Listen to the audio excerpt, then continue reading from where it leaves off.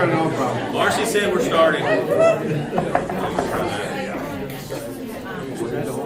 All right, welcome to the Access to Justice Committee meeting. I'm going to call the meeting to order. First off, let me get my stuff up. First, remind you of the State Ethics Act. I cannot find my copy of that. If you have a conflict, please remember you need to recuse yourself. In accordance with the State Government Ethics Act, you're advised of your duty under the State Government Ethics Act to avoid conflicts of interest and are instructed to refrain from participating in any matter coming before this committee with respect to which there is a conflict of interest. Thank you, Brian. Moving right along, I know we have a couple of new members to the committee that were not here in October. I'm going to go around the room and ask you to raise your hand if you were not at the October meeting. Please state your name and where you're coming from, and we're happy to have you. So anybody that is a new member. Yes, ma'am. My name is Kimberly Moore. Glad to be here. I'm an assistant federal prosecutor for the Eastern District of North Carolina. Welcome, Kimberly. Thank you. I'm sorry. I'm not a prosecutor anymore. I'm not a federal prosecutor anymore. I'm a federal public defender now. I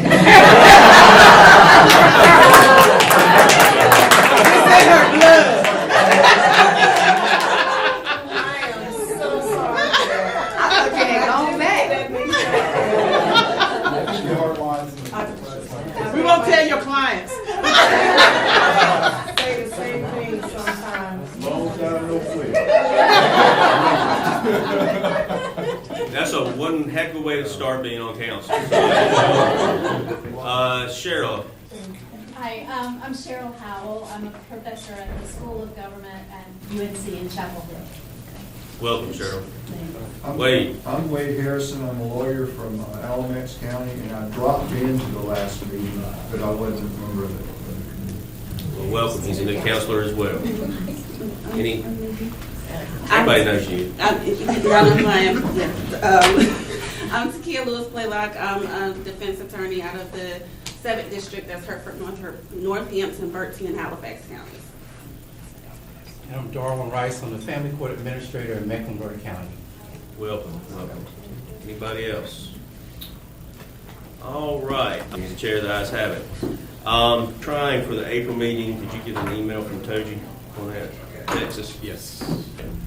The Texas Opportunity. Whoops. He is a great guy. He's offered to speak to us, and we're working on. Also, it goes into the legal deserts issues and how to get lawyers there. So I think you'll find it very interesting. But Todd and Matt and Darren and I all heard about that in the Southern Conference of State Bars meeting right after the October meeting. So. Yeah.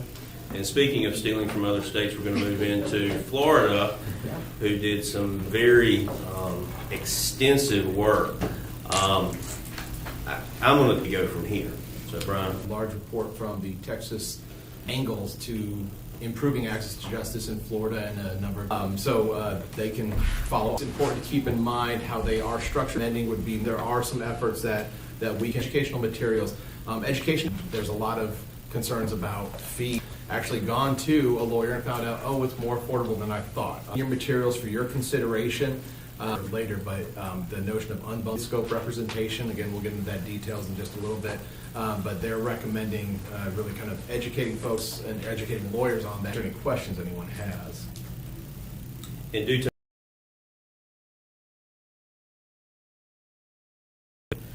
It was way too much to urge that we not try to bite off everything that Florida tried to bite off. And it seems to me that Florida kind of broke it up into sort of three separate buckets. One was the pro se litigants, one was pro bono and legal aid, and one was affordability. And so whatever we do on this, if we do have a subcommittee, I really urge that we not try to bite off the whole Florida study, because it's very ambitious and it's just not. It's going to be too much. Right. I don't think we're going to try to tackle as much as they did. I think it's more of it's a resource. What did they look at? Did it work? what are their ideas there. So it's just more of a kind of a resource, for lack of a better word. Any other questions on Florida? All right, next, report from the Legal Deserts Committee. Alan. Yes, thank you. We met in December, had a very good meeting, productive meeting. Once again, thanks to Brian and Savannah's good work bringing interesting folks to us from our state. We met with Maggie Sauer, Director of North Carolina Office of Rural Health, to ask her about her work in a different field, of course, and how she attracts health professionals to rural communities and so forth. And it was very interesting. She has access, her program has access to a lot more resources, of course, federal and state grants that provide monetary incentives to bring health providers to rural communities. But she also talked about they're really engaged in the use of technology now, telehealth, that kind of thing. They're really promoting that stuff and kind of putting a triage person in a rural community who then can bring in professionals from, the urban areas to bring their expertise into the particular patient's needs. And she was wondering if that's something that we could look into legal-wise, and we don't know yet, but we're still at information gathering stage. We're going to start looking more at some state bar programs from other states, and we're getting that together for our next meeting. But there's a lot of good things happening just from having these meetings and inviting a lot of people from the state to be a part of these meetings. I think Brian's going to share with us an interesting thing program that's kind of been talked around now. Yeah, this is just an idea right now, but last week I attended a meeting over at UNC Law. Jimbo Perry had invited me over because he started a conversation with the folks at UNC, particularly in the Career Development Office. And we had a meeting between some of those folks as well as their alumni association, basically the fundraisers at the law school. And their idea, what they're kind of tossing around, is this idea of how do we get some of our students out into legal deserts. Of course, the biggest issue, there's interest, and then there's money, there's funding. What they've come up with so far is that they're trying to explore whether they can create essentially a pipeline of bringing students to these communities. The rough draft, it is by no means something set in stone. It's not like this is what we're doing. But the ideas that they were tossing around was something like, creating an internship your first summer of your law school experience for, say, 10 weeks. You spend 5 weeks with the court out there and 5 weeks at the firm. Second summer, do the same thing, and it creates this pipeline to a 1-year postgraduate clerkship in that community. The idea, I know borrowing something that Josh, you've said before with regards to the medical community, showing someone the path. We're starting here in law school, but showing someone the path to get out, get experience in this community, and that notion which I remember Maggie Sauer was talking about with their medical students, that a lot of folks return to the areas where they receive their training. And so perhaps this is an opportunity to plant the seed in someone's mind to say, I was out here, I can see the path for my practice out here, rather than run back to Raleigh or Charlotte or Atlanta or wherever you may want to go. I see what can be done here. I'm comfortable. It doesn't feel like as big of a risk. I'm going to take a shot. So it was just encouraging to see these, sincere conversations about how do we do something. I think UNC is taking it as, their position as, a state school. It's UNC Law. They should be making an effort to, at least from what I'm hearing from them, they feel like they should be making an effort to put students in all communities across the state. And so it was encouraging to see that they are attempting to figure out a way to do just that. Again, these ideas are in their infancy. There's going to be a lot of development and of course the need for not just the funding, but the students that are interested in it. And one of the things that came from this meeting, and this is kind of my request to those of you on the Legal Deserts Subcommittee and really everybody on this committee, if you are in one of those Legal Deserts districts, we're looking to see, is your district interested in this? Can we identify some districts where a judge, district court judge, superior court judge would say, yes, I can take someone on, excuse me, a law student for a 5-week internship, and I can find a firm that would be willing to work with this person, understanding that UNC is attempting to create a funding method so it wouldn't be of any significant cost to the firm or to the court out there, but just really, do you have some interested parties that want to bring a student in? And so I told them at that meeting that I would bring this idea to you all, that I would ask you to go back to your districts and maybe have some conversations, talk with the chief district court judge, senior resident superior court judge, see if there's some interest in this, and if we can get folks, if we can identify some districts that might be the starting spot. We've identified a court, or a judge, and we've identified a firm.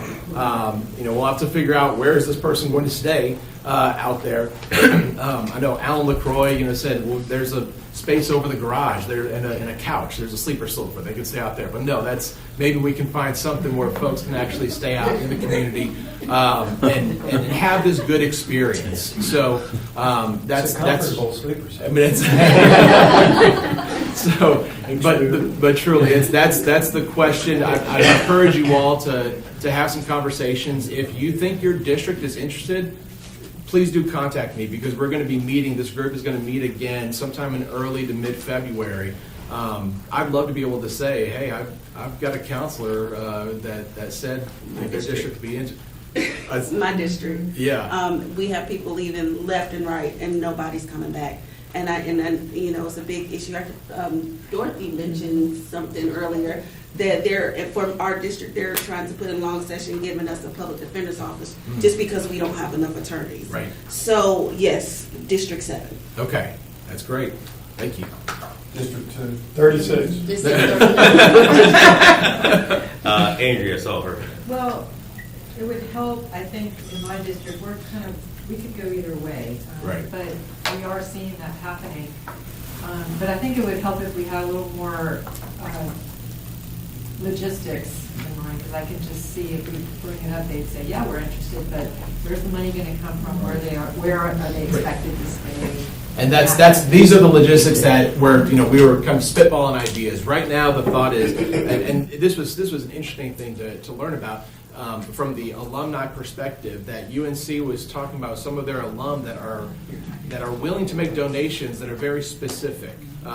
Somebody that is from, they were describing an alum that's from, I believe, Montgomery County, and the person said, I would love to fund either a student attending school or perhaps internship opportunities for Montgomery County, whether it's a resident or somebody going to Montgomery County. They've had that request already. And so, the funding, from what I understand, UNC is trying to figure out a way to provide the funding so it doesn't have to come from the court, it doesn't have to come from the firm out there. There may be some logistics as far as where is this person going to stay? Of course, the funding needs to be enough that they can still maintain their apartment in Chapel Hill while they also pay rent wherever they end up. So, clearly those things are out there, but I got the impression that UNC is looking to take care of the funding aspect if others can assist in getting the person out there and kind of Maybe you should start with 2 districts and not. Exactly, and that's that. Yeah, they're not trying to send 20 students out at once. Like they pilot program. That's the exact term that we were talking. It's kind of a pilot program and see where it goes. Judge. I would love to see that conversation take place with other law schools. Right. I know Yes. in North Carolina Central, we already have a program like that that is for local. I mean, they have stipends already that are available to students for them to go do judgeships and internships at the PD's office, where the PD's office can't pay for it, or the judges can't pay the students or whatever. So the kind of an arm of that can be definitely to go out. We've always pushed for students to go. I mean, that's one part of our mission. The mission at North Carolina Central is to serve the underrepresented and underserved areas. So, I mean, that would be right in line. Yeah, and they are interested in that. That was a part of the conversation of, we need to, how do we incorporate other schools? And, I think it kind of felt like, the look here is the intent is to create a specific landing spot. Because it's one thing for this career student or career services to reach out to a student and say, hey, are you interested in going to a rural community? And they might be, well, maybe not, I don't know. It's kind of this amorphous thought. But when you say, I've got a judge up in Ahoskie and a firm in Ahoskie that is willing to take you under their wing, you will be paid, and you're going to go out there for 10 weeks, and you'll have everything where they've got your lodging and all that set up, but it's an experience to get out there and see practice in the real world. If it becomes that specific, the hope is that, an untested hope, but the hope is that it might create more interest, and attract some students, particularly those that are interested in. But you're also giving that student an opportunity. An opportunity, absolutely. One thing to consider, and I'm in 24 in Guilford County, Elon Law, I'm an alum, and it's right down the street from my office. They have the residency program, and they do that up to 32 to 36 hours a week for, I believe, an 8-week trimester. And so it's unpaid because they're getting school credit, but it seems like that would be just such a, in funding wise, housing. Yeah. A great way, and that happens during their 2L year. So to me, it just seems like such a great opportunity for partnership while the student is motivated to get the school credit. And get that experience where many people would not ordinarily have the opportunity presented to them to clerk for a judge or not have to seek out a law firm to see where they can do their residency. And so I can connect you with the director of the residencies as well. That'd be great. Yeah, I think that's something that we've seen between the UNC conversation, our Legal Desert subcommittee meetings.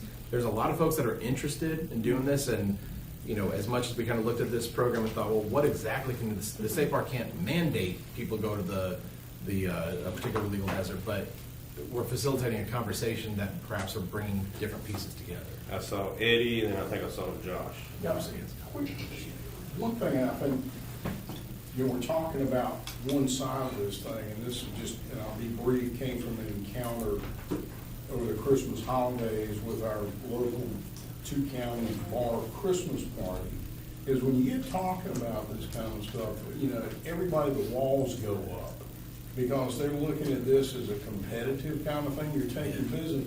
And my question, I was just talking to Alan about a few minutes ago, I asked the question, I said, if we were talking about providing resources to unrepresented people, assistance perhaps with small claims court, summary ejectment, things like that, and they're going like, oh, you talking? I said, all right, show me hands. How many of y'all routinely accept representation of tenants in summary ejectment cases?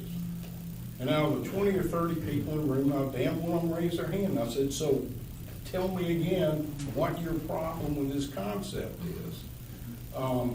I think we need to, and this doesn't just apply to people on this committee, it applies to the entire Bar Council, needs to have some appreciation for what the committee is trying to accomplish and be able to get out and at the local level really begin talking about it. Because this is not something that, like, some things that come from the bar just land and everybody goes, oh, okay. This is going to be one that, if not presented properly and getting some buy-in from the local legal community, there's going to be a lot of pushback.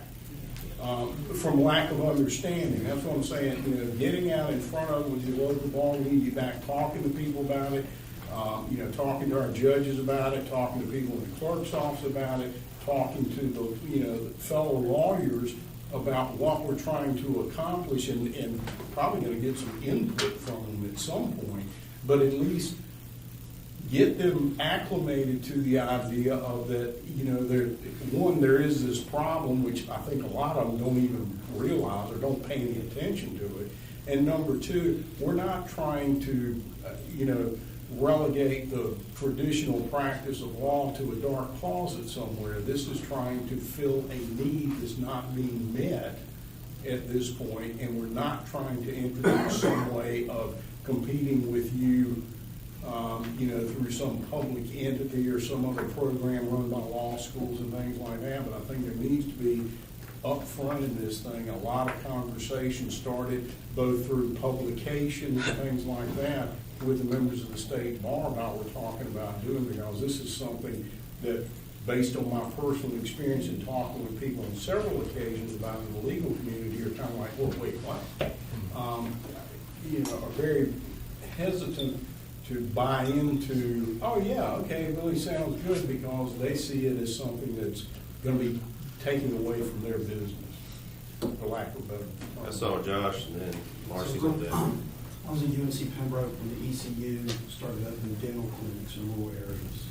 They opened one in Lumberton. The very first issue that they dealt with is where do they put those kids during their times living in Lumberton. They came to UNC Pembroke. So the solution, partial solution that deals with the liability issue, where the kids can eat, where they can live. There's 16 constituent campuses already across the state, and more than half of them, their dorms are empty during the summer. And they're looking for a revenue stream to fill those beds because they got bonds to pay.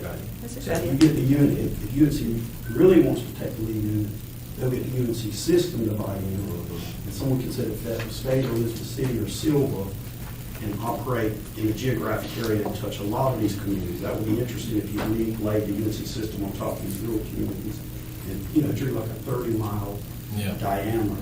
So that would, I suspect that could pretty quickly knock that barrier down, which I think is probably, just for me thinking, is one of the biggest issues. How do you deal with liability? A safe place to stay. There's already campus police there and things like that. So I suggest Marcy. Well, on that housing, I think you will have lawyers that will accommodate some of these. I know we would do that for summer. Somebody wanted to come in. We have done that in our area, so I think you would have lawyers. But we, so the officers met with the Chief Justice, and we learned about the Department of Administration program called Youth Advocacy Involvement Office. How many of you have ever heard of that? Didn't know that it existed. You've heard it. Okay, so the idea, I guess, there is that the General Assembly funds this program, and I hope I'm getting this right. Help me out here. These undergraduate students have a 10-week program where they spend time, I guess, at the Supreme Court or maybe the Court of Appeals or whatever. So the thought was, maybe we could, get the General Assembly to help at some point. It's an idea. I mean, obviously we can't do that, but it's just a thought. Have something similar where there's funding for these undergraduate or law school, whatever, students to spend part of them 10 weeks maybe in the state bar building, learning about the practice of law, and then going into a rural community for the rest of the summer. Again, it's sort of a similar idea as to what UNC is thinking about now, but there is a state agency that actually has something like that in place, which we could learn from. So that is, and even the Chief Justice said, well, why don't the state bar, you could maybe just get a grant from IOLTA to do a pilot project like this. I don't know logistics. I don't know if you can and can't do that. I don't know what all the requirements are for getting funding from the IOLTA, but there's just a lot of ideas out there. Just got to. Andrea.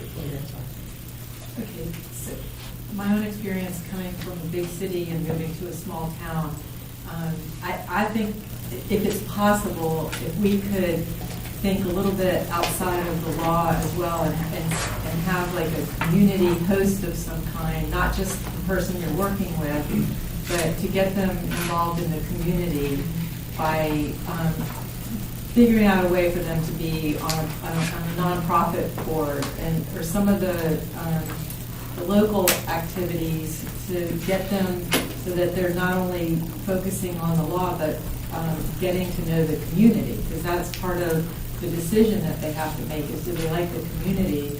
And if I think it might be too broad, but I just feel like if we could expand it past the law to the legal community, that might attract them as well if they start actually getting to know people. I agree, but we got to get them there first. We got to get them to these communities first, and then the logistics are important. But I agree with you. Especially in a small community, it is imperative that you become part of that community, and it's a duty. And the thing is, you have more of an opportunity to become part of the community because it's easier. There's just small towns are looking for lawyers to help. So if there was a way that part of the overall plan could include some kind of posts, like even the Chamber of Commerce or somebody that is getting them to these places outside of just practicing law. Marcy brought up the Chief Justice, which I'm on. Let me use that as a segue to our next agenda item. Proposed study on unbundled civil legal services. This is something the Chief Justice has expressed a very keen interest in, and something that I think we can move forward with some ease without having to jump through a bunch of hoops. But as y'all know, if you're in a civil case, generally speaking, you gotta get the judge's permission to let you out. And sometimes, with all due respect to all the judges in the room, sometimes they're less than willing to do that because they don't want to deal with a pro se client in certain cases. But basically what we're looking to do is maybe possibly change our rules and the general rules of practice. So, Brian, you want to give us an overview of this? Yeah, so generally speaking, like Matt said, we have Rule 16 that requires us to get a judge's permission to get out of a case. Rule 1.2 and the Rules of Professional Conduct does allow limited representation as long as the limitation is reasonable under the circumstances. So this is ethically permissible, and you see it in other contexts. Criminal defense, for example, Criminal Procedure Act does allow limited representation as long as you provide proper notice to the court as well as the client. It kind of offers a window for if the court really feels like, you know what, I know you're here for a limited purpose, but we need to reevaluate whether you can step out at this point. There's again a window for that conversation to occur. However, there's a presumption that once you complete the task for which you were retained and you've entered this notice, you can step out. The question is that appropriate for civil? Because, like I said, we cannot do that in the civil context. Other states have adopted this, most notably Virginia recently. And by recently, I mean about 4 or 5 years ago, they changed their rules to create essentially a pilot program allowing civil lawyers to give this reasonable notice of limited representation to the court, to the clients, and to the clerk. And it was so successful that they have officially made it a part of their rules of procedure. So they now have this kind of the thing that we're talking about here, an official pathway for lawyers to step in on a limited basis and presume that they can get out when the task is done. The impact on access to justice, this is the Access to Justice Committee, so how does this affect access to justice? The idea is that lawyers may be more willing to take on pro bono cases or what you'd call low bono cases, reduced fee representation, if they knew that they could step in and they could complete the task for which they're retained. I'm going to take you through discovery, I'm going to take you through mediation, whatever it may be, and get out without this fear of being stuck there forever. And that fear can serve as a deterrent for lawyers to take on those pro bono cases. And so if that is true, and I think we've talked about this in other contexts, I feel like that's a fairly accurate description of some of the fears of not taking on pro bono or these reduced cases, then this rule would potentially allow an avenue for lawyers to do exactly the thing that they may want to do all along. I want to represent you pro bono through mediation. I want to help you out in trying to get something resolved, get that negotiation complete, the settlement finalized, and be able to step out if it just doesn't succeed and you have to go to the next level. So this is a proposal for essentially to create a subcommittee, I believe, to study the rules as they are, to get some feedback, to see if there's some sort of amendment that we could suggest to the Supreme Court, because the Supreme Court are the ones that control the general rules of practice. This is not something that we can amend. And like I said, the rules of professional conduct already allow this, so I don't think that there's anything significant that would need to be amended there, but if this goes through, we may need to offer some clarifying comment or an ethics opinion, but really the focus would be the general rules of practice and a recommendation to the court. And it's my understanding from the chief, he's basically looking to us to a certain extent to help draft it if we decide to go this way, but he's very open to this idea. Does the committee have any comments on this concept? Yes, sir. We had, I'm from Mecklenburg County, we've had this in practice since 2007. When I came back from my deployment overseas, we had over 100 attorneys that were on our unbundled list in the self-serve center. We didn't control any information. We had a standard sheet of information they had to provide, but we didn't control what was on there. So whatever areas of practice they wanted to do as far as what areas of law, their fees for initial consultation, and their hourly fees were all controlled by them. So if no one called you, that probably meant that they saw your fees as being too high.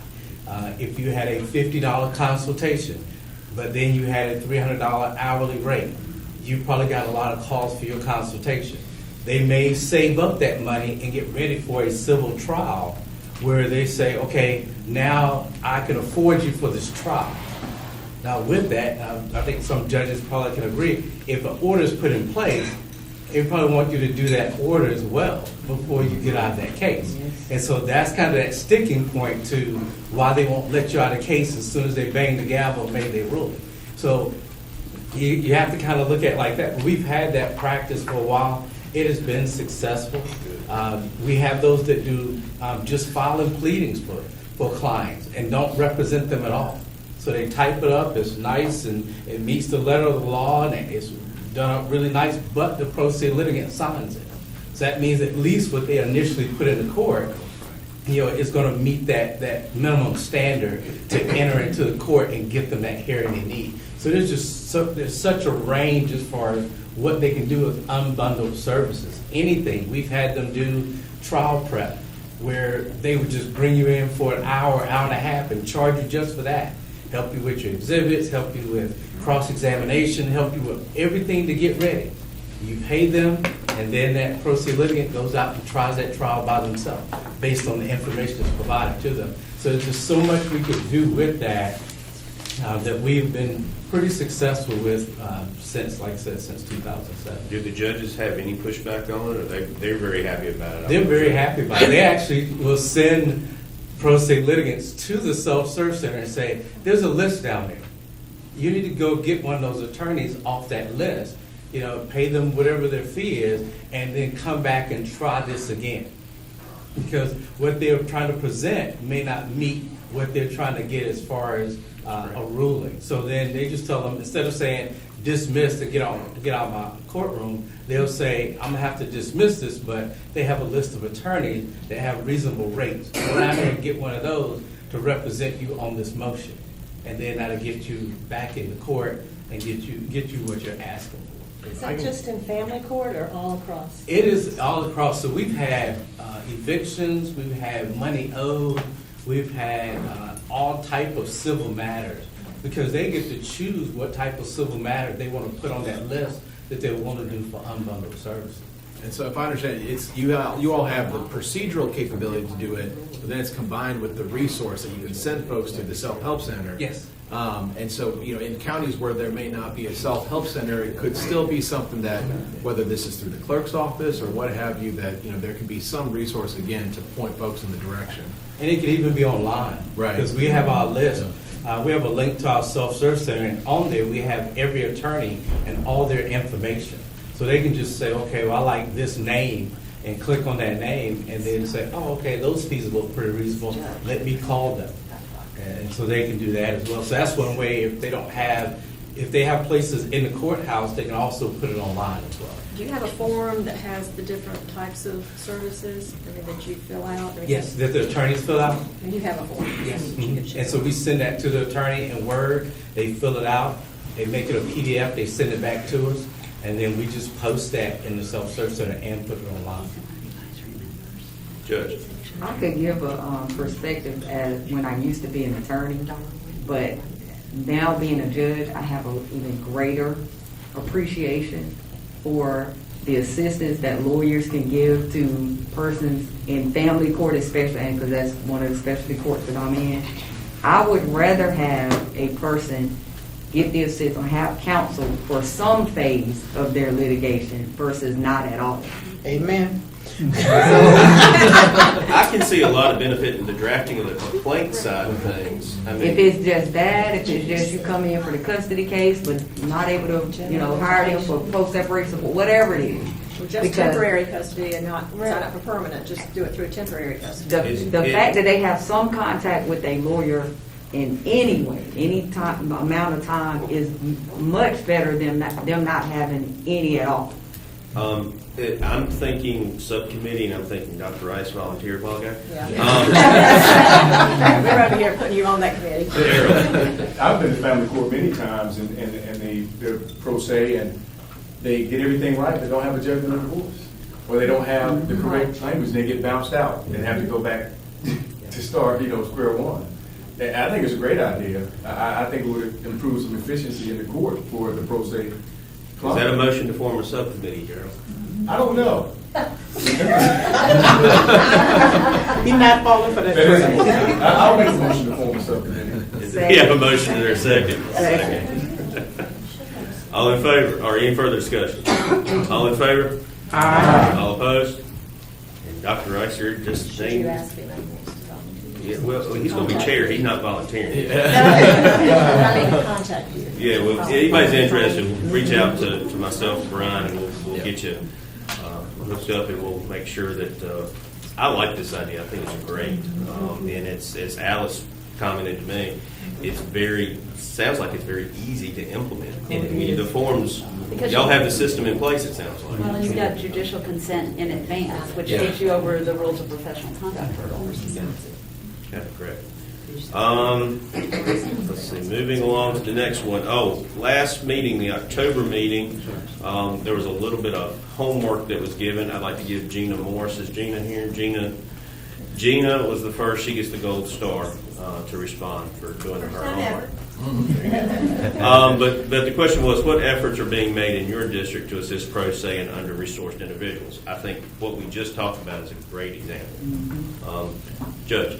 One of my colleagues, the wonderful Ashley Dunstan, Judge Dunstan was the spearhead. We just opened and cut the ribbon last Friday on our legal support center, very much modeled after Charlotte, where it's open from 9 to 1. It's got paid staff that's there because we got funding from various sources that came in, that were applied for and came in, and people, the first day, first week, 50 people were served, and it's rolling and looking to expand, and this is phenomenal. Very good thing. Phenomenal. Jennifer Lechner's been involved in that a great deal too, so. There were Speaking of- 26 people today. We'll turn it over to 26? Jennifer. You want to expand on it? Sure, I'd be happy to. I mean, I'm sitting next to the OG of self-service centers here, so I feel a little awkward talking about it in front of Dr. Rice, but we really did build on the Mecklenburg model here for Wake County. We do have 3 paid staff who are serving as legal navigators. I want to emphasize that they are providing legal information, not legal advice. We hope to move into incorporating pro bono attorneys and law students into being able to provide greater assistance to folks as they're coming in. But I can give you story after story because for my staff it's been all hands on deck since the ribbon cutting last week, and folks have found out about it and are now utilizing the services, and we've really just been inundated with people who don't know which courthouse to go to. We had one woman who missed her custody hearing and had it dismissed because she was sitting in the wrong courtroom and came down to us in tears. We had another woman come by yesterday. She was trying to evict her ex-husband from a house, and she's functionally illiterate and didn't know the first thing about how to start filling out forms. And so, story after story of that, and the resources are greatly needed both here but in other venues. And so it is our hope from the Equal Access to Justice Commission standpoint that as Odyssey is rolled out statewide, as you all probably know, Wake County will be the first pilot district on February 13th, that we can incorporate the principles and best practices from the Wake County Legal Support Center and partner those with the rollout of Odyssey to be able to offer resources and technical assistance to other jurisdictions who want something similar as they are looking to roll out Odyssey, or just have a legal support center. So just as we have built on the Mecklenburg model, we want to then share those best practices and resources with other jurisdictions. So if that is of interest to you, I've already had 3 counties contact me in the last 3 days. Please do get in touch, and we're happy to talk about Are there how we can smaller help. districts that are reaching Yes. out? So that there's room for... Sure, yes, absolutely. See, Yeah, that's we what I want to take like. the resources we have. We're heavily resourced in Wake County, and that is a blessing. And but the commission is a statewide commission, and so we want to make sure that we can get some of those resources out into particularly smaller jurisdictions. That's what I like about this idea, and I kind of want to hear from some of the smaller county attorneys that are in here, for example, Eddie. The idea of unbundling, do you think that would work in a smaller county?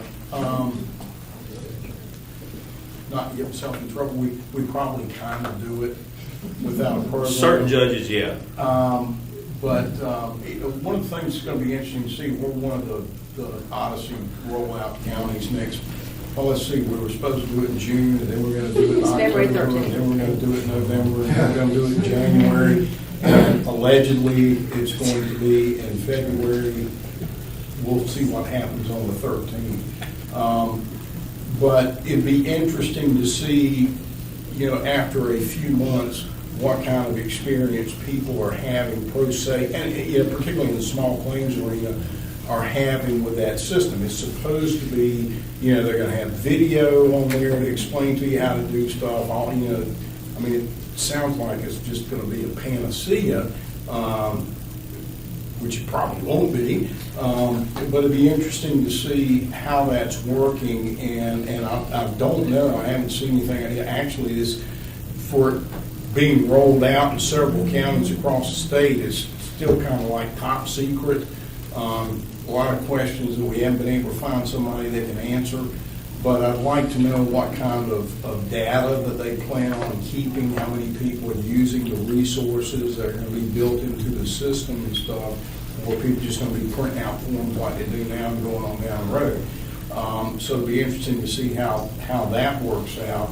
I think the problem we're going to have in Lee County is one, space and fund, and one is space, two is funding for, to have anybody there to provide assistance like a help center or something like that. From a financial standpoint, dealing with the county commissioners, I can tell you it ain't going to happen.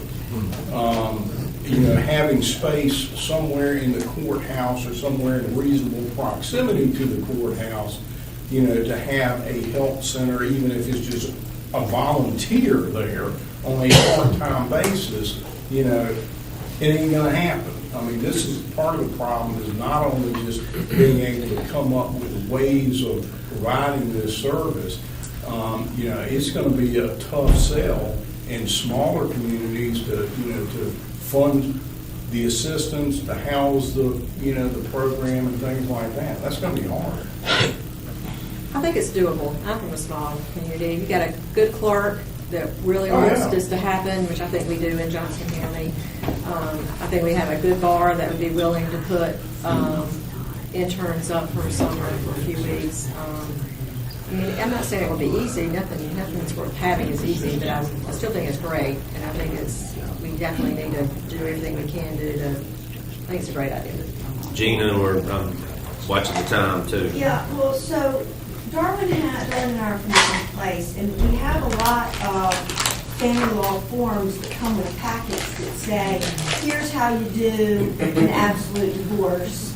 You got a server. Because you know how when pro se people want to get divorced, they forget about the service part. And it explains how to do that. And then, a custody complaint and things like that. And if there could be a gathering place for good ideas where the Raleigh people could ship their forms, the Charlotte people could ship their forms, the Raleigh people who do this custody mediation volunteer stuff could tell how that happens, and this subcommittee needs to collect information from everybody first, and then start saying good idea, bad idea, better idea, so forth and so on.